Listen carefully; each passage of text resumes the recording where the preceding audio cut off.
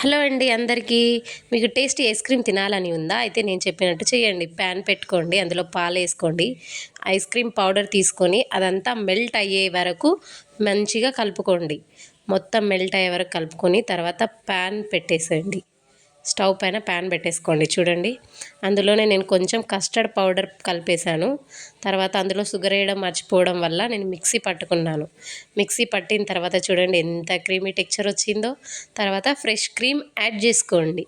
Add చేసుకున్న తర్వాత ఇప్పుడు మనం బీటర్ తోటి మంచిగా బీట్ చేసుకోవాలి. చూసుకోండి ఎంత మంచిగా బీట్ అవుతుందో. అలా మంచిగా స్లోగా స్పీడ్ చేయండి. అంటే నంబర్స్ పెంచుకుంటూ స్పీడ్ స్లో నుంచి స్పీడ్గా వెళ్ళండి. ఆ తర్వాత అలా మంచి టెక్స్చర్ వచ్చిన తర్వాతే మనం బీటర్ని బంద్ చేయాలి. ఓకేనా? దాని తర్వాత ఒక మంచి ట్రేలో పోసుకోవాలి. చూడండి ఎట్లా వస్తుందో క్రీమ్ చూడండి. తర్వాత బాక్స్లో పెట్టిన తర్వాత లోపల డీప్ ఫ్రిడ్జ్లో పెట్టుకోవాలి. ఫ్రిడ్జ్లో 8 అవర్స్ తర్వాత తీసి ఇలా చూడండి ఎలా వచ్చిందో. ఇదైతే ప్లాస్టిక్ దాంట్లో పెట్టడం వల్ల కావచ్చు. చూడండి ఎలా ఉందో.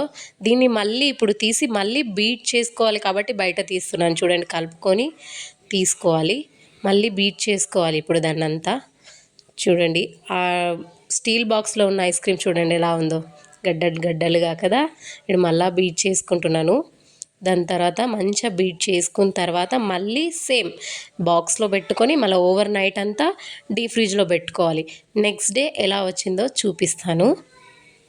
చూడండి మంచిగా పోసుకున్న తర్వాత నెక్స్ట్ డే ఎలా వచ్చిందో చూపిస్తున్నాను. చూడండి చూడండి మంచి ఆ స్పూన్తో అలా అంటే లేయర్గా ఎలా వస్తుందో చూడండి. ఐస్ క్రీమ్ మంచిగా వస్తుందండి టేస్టీగా. చూడండి